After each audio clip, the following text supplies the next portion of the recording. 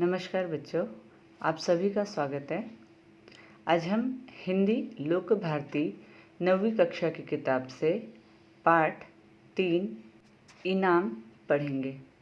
इनाम बच्चों, आप सभी को इसके नाम से ही स्पष्ट हो रहा होगा कि इनाम मतलब हमें किसी प्रतियोगिता या किसी कंपटीशन में मिला हुआ उपहार, उसे कहते हैं इनाम में कुछ मिलना। इस पाठ के लेखक का नाम है अरुण। अब हम अरुण जी के जीवन से परिचित होंगे। इनका परिचय कुछ इस प्रकार है। इनका जन्म 3 जनवरी 1928 मेरठ उत्तर प्रदेश में हुआ।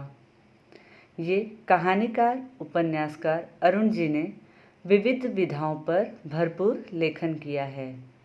आपके समग्र साहित्य की 14 पुस्तकों का संकलन प्रकाशित हो चुका है।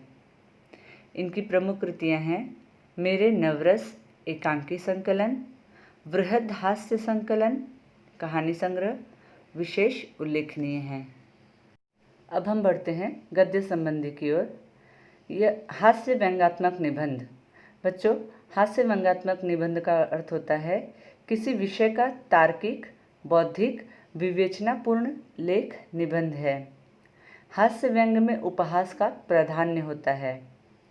प्रस्तुत पाठ में लेखक ने रेफ्रिजरेटर का आधार लेकर समाज की विभिन्न विसंगतियों पर हास्य के माध्यम से करारा व्यंग किया है। अब हम बढ़ते हैं अपनी कहानी की ओर। देसी कंपनी ने रेफ्रिजरेटर बनाया और उसकी प्रसिद्धि के लिए विदेशी विज्ञापन अपनाया। भारत भर में प्रतियोगिता का जुगाड़ किया। यहाँ प्रतियोगिता जिसे इंग्लिश में हम कंपटीशन कहते हैं, और जुगाड़ करना अर्थात प्रबंध करना, कोई व्यवस्था करना। सवाल था इस रेफ्रिजरेटर को खरीदने के क्या 7 लाभ हैं। 1 अप्रैल को फल निकलना था। फल अर्थात रिजल्ट। जिस या जिन प्रतियोगी का उत्तर कंपनी के मुहरबंद मतलब जिसमें सील लगी हो, उत्तर से मेल खा जाएगा, उसे या उन्हें एक रेफ्रिजरेटर मुफ्त इनाम दिया जाएगा। भारत में धूम मच गई। मेरे विचार से इतने उत्तर अवश्य पहुँचे कि उनकी रद्दी बेचकर एक रेफ्रिजरेटर के दाम वसूल हो गए होंगे। लॉटरी खुलने वाले दिन से पहली वाली रात थी। हम सब बाहर छत पर लेटे थे। हेमंत ने कहा, पिताजी, हम रेफ्रिजरेटर रखेंगे कहाँ? पत्नी ने उत्तर दिया, क्यों, रसोई में जगह कर लेंगे। क्यों जी, तुमने बिजली कंपनी में दरख्वास्त भी दे दी है। यहाँ दरख्वास्त शब्द का अर्थ है अर्जी करना। यहाँ पर लेखक की पत्नी उनसे प्रश्न करती हैं, इसलिए यहाँ पर प्रश्न चिन्ह आया है। घरेलू पावर चाहिए उसके लिए। मैं मुस्कुरा कर बोला, तुम तो ख्याली पुलाव पका रहे हो। ख्याली पुलाव पकाना अर्थात कल्पनाओं में डूबे रहना या काल्पनिक विचारधारा बनाना। मानो किसी ने तुम्हें टेलीफोन पर खबर कर दी हो। हमारे टेलीफोन तो तुम ही हो। पत्नी ने मस्का लगाया। मस्का लगाना अर्थात झूठी प्रशंसा करना। इतने अच्छे लेखक के होते हुए कौन जीत सकेगा? पर यह क्या पता, मैंने कंपनी के उत्तरों से मिलते हुए उत्तर लिखे हों। अच्छा जी, अब हमसे उड़ने लगे। उस दिन खुद कह रहे थे कि कंपनी के पास लिखा लिखाया कुछ नहीं है। यह तो जिसका उत्तर सबसे अच्छा होगा उसे इनाम दे देगी। रेफ्रिजरेटर का विज्ञापन हो जाएगा और लाभ छांटने के लिए किसी एक्सपर्ट को रखना पड़ता और उसके पैसे अलग से बचेंगे। यहाँ एक्सपर्ट शब्द का अर्थ होता है विशेषज्ञ। वह तो समय समय पर दिमागी लहरें दौड़ती हैं। अमिता ताली पीटकर बोली, पिताजी, मैं रोज़ आइसक्रीम खाया करूँगी। हेमंत ने कहा, मैं बर्फ़ के क्यूब चूसूंगा। यहाँ बर्फ़ के क्यूब ये एक अंग्रेजी शब्द है। तो यहाँ पर रेफ्रिजरेटर, बर्फ़ के क्यूब, ऐसे कुछ अंग्रेजी शब्दों का इस्तेमाल भी किया गया है। तभी बगल की छत से आवाज़ आई, यह आइसक्रीम रोज़ रोज़ कौन बना रहा है? क्या अमिता के पिताजी रेस्टोरेंट खोल रहे हैं? हेमंत चिल्लाया, नहीं ताऊ जी, कल हमारा रेफ्रिजरेटर आ रहा है। अमिता भी खिलखिलाई, उसमें रोज़ाना आइसक्रीम जमाया करेंगे। ताऊ जी ने कहा, क्या लॉटरी वाले की बाबत कर रहे हो? वह तो मेरे नाम आ रहा है। मैंने नम्र स्वर से पड़ोसी दीनदयाल को पुकारा, क्या आपने भी उत्तर भर कर भेजा है? हाँ, क्योंकि मेरा उत्तर तुमसे सही है, इसलिए रेफ्रिजरेटर मिलेगा तो मुझे। खैर बच्चों, आइसक्रीम तो तुम्हें खिलानी ही पड़ेगी। बच्चे मायूस हो गए। किस्मत की बात है, अगले दिन लॉटरी खुली और रेडियो पर पता चला कि जिसके सब उत्तर ठीक हैं उन 2 भाग्यवानों में एक मैं हूँ। रेफ्रिजरेटर मुंबई से आते जाते काफ़ी दिन लग गए। इतने में मैंने बिजली का प्रबंध कर लिया। उसका आना था कि सगे संबंधियों में, मित्रों और मोहल्ले में धूम मच गई। सब देखने आने लगे, जैसे कोई बहू को देखने आता है।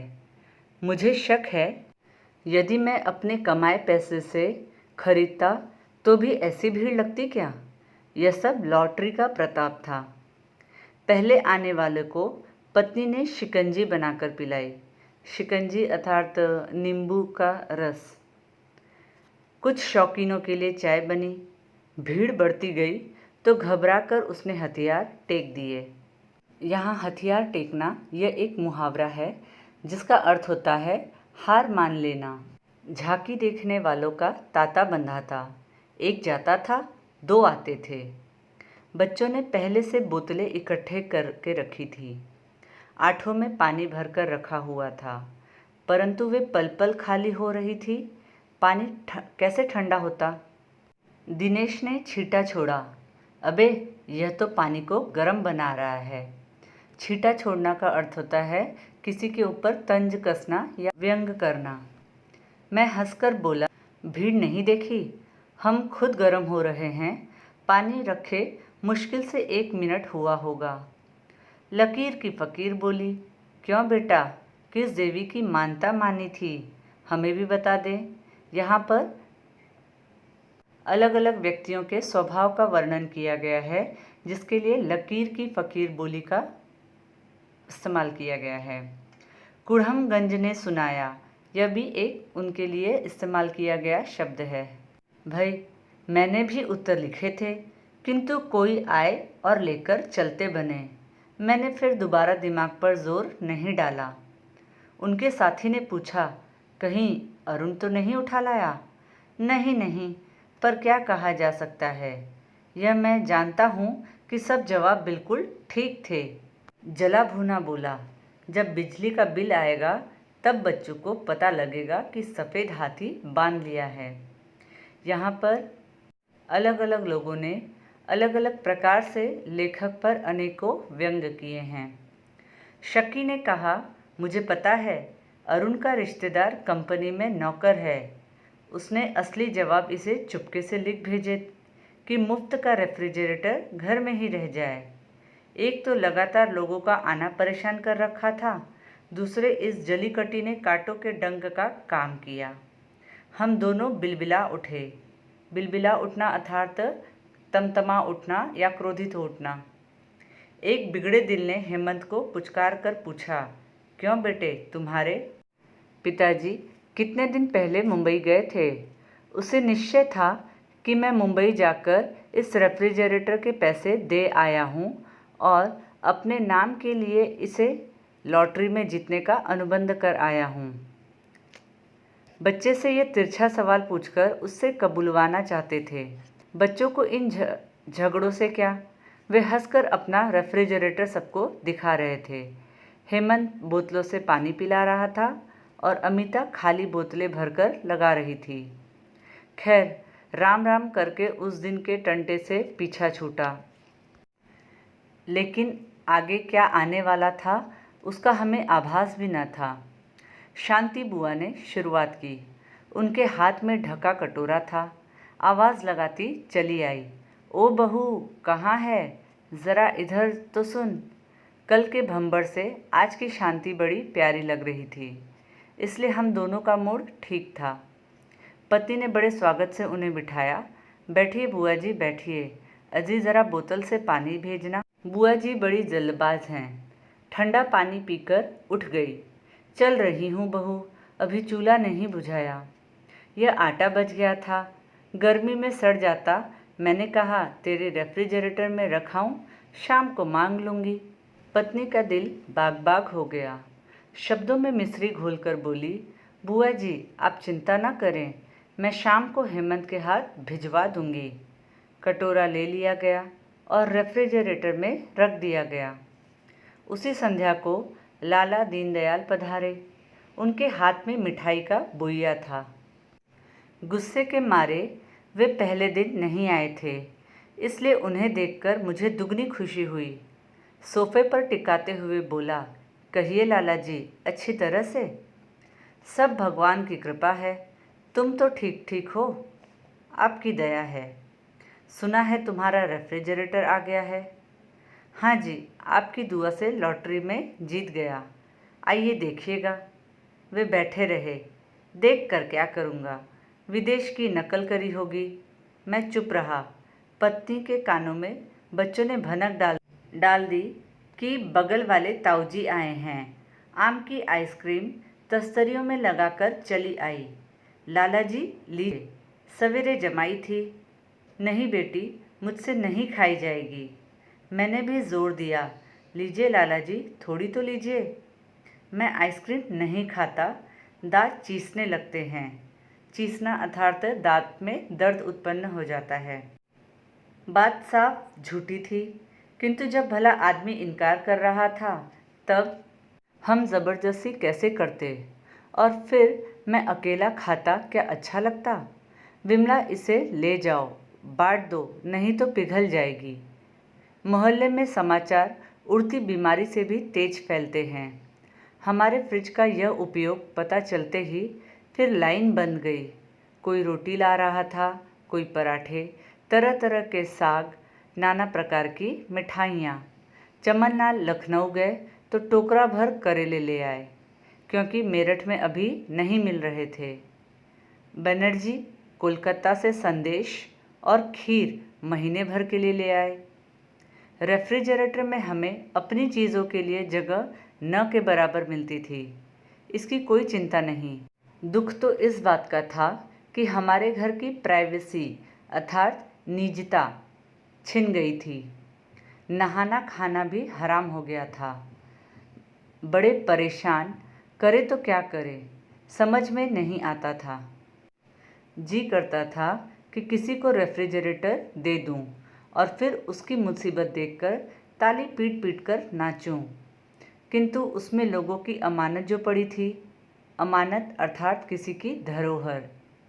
चिंता ने चेतना की चिता सजा दी। उस दिन कैलाश आया। मोहल्ले में रहता था, पर मोहल्लेदार से अधिक था। कहने लगा, सिंधी आलू मुझे बड़े अच्छे लगते हैं, सो पत्नी से काफ़ी बनवा लिए। अपने फ्रिज में रख लो, जिस दिन खाने को जी करेगा ले जाया करूँगा। उस दिन रेफ्रिजरेटर में तिल रखने की जगह न थी।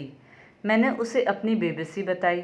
बिगड़ कर बोला, अच्छा जी, अरे गहरे नत्थु खैर तो तुम्हारे बाबा लगते हैं और यार लोगों की चीज़ें रखने को लाचारी है। मैंने पत्नी से आंखों आंखों में पूछा। उसने में सिर हिला दिया। वह भाप रहा था, अच्छा मुझे दिखाओ, मैं जगह कर लूँगा। हम दोनों उसे निराश करते हुए वास्तव में दुखी थे। यह सुझाव न देने की मूर्खता कर गए थे। खुश होकर फ्रिज खोलकर दिखा दिया। फ्रिज भरा नहीं कहिए, व्यंजनों से अटा पड़ा था। देखकर तबीयत घबराती थी। कैलाश ने ऊपर नीचे झाँका। दृष्टि भी अंदर घुसने को इनकार कर रही थी। सहसा उसने एक कांच का कटोरा निकाला और विमला से पूछा, भाभी जी, ये सिल्वर क्रीम किसकी है? अपनी है? तो फिर इन्हें रखने का क्या फ़ायदा? ऐसी चीज़ तो पेट में पहुंचनी चाहिए। कहकर उसने दो मुंह में रख ली थी। बाकी दो बची थी। हेमंत अमिता स्कूल गए थे और उसे जगह करनी थी, इसलिए उन्हें हमने उदस्त किया अर्थात ख़त्म किया। 2-3 दिन में फ्रिज खाली हो गया। उसमें केवल हमारी चीज़ें थी। शांति बुआ अपना पनीर मटर लेने आई। क्या करे बुआ जी, उसमें मच्छर गिर गए थे इसलिए फेंक दिया। रामानुज ने मिठाई मांगी तो माफ़ी मांगने लगा। चाचा जी, बड़ा शर्मिंदा हूँ। कल 3-4 मित्र आ गए थे, बाज़ार जाने का मौका न मिला। आपकी मिठाई से काम चला लिया। फिर मैं आप में और अपने में कोई भेद नहीं मानता। ये शब्द उन्हीं के थे जब वे मिठाई रखने आए थे। साग लेने चक्रवर्ती आए तो लाचारी दिखाई। भाई, तुम्हें तो पता है कल कैसी धुआंधार बारिश थी। पत्नी बोली, जब घर में साग रखा है तो भीगने से क्या फ़ायदा। जैसे उन्होंने खाया वैसे हमने। रमा पराठे को पूछ रही थी। विमला ने उत्तर दिया, सवेरे ही सवेरे एक साधु आ गए। बड़े पहुँचे हुए साधु थे। खाली हाथ कैसे जाने देती। घर में कुछ तैयार नहीं था, तुम्हारे पराठे दे दिए। रमा ने शंका उपस्थित की, किंतु तुम तो साधु संतों में विश्वास नहीं करती। विमला ने बात बनाई, वह फिर सारे मोहल्ले को तंग करता। मैंने पराठे तुम्हारी ओर से दिए हैं, तुम्हारे घर का पता बता दिया। झूठ समझो या सच, कल परसों वह जब तुम्हारे घर आकर आज के पराठे के लिए आशीष देगा और भोजन मांगेगा तब तुम्हें मानना पड़ेगा। मैंने कहा ना, मोहल्ले में समाचार उड़ती बीमारी की भांति फैलते हैं। अब मेरे घर के पास कोई भी नहीं फटकता। तो बच्चों, देखा आपने कि किस प्रकार एक व्यक्ति लेखक को अपनी परेशानी से छुटकारा पाने का एक ऐसा तरकीब बता देता है जिसे आजमाकर लेखक को मोहल्ले वालों से मुक्ति मिल जाती है। तो इसी प्रकार ये पाठ यहाँ पर समाप्त होता है। आप इस कहानी को पढ़ें और इससे आनंद उठाएं। तब तक के लिए नमस्कार।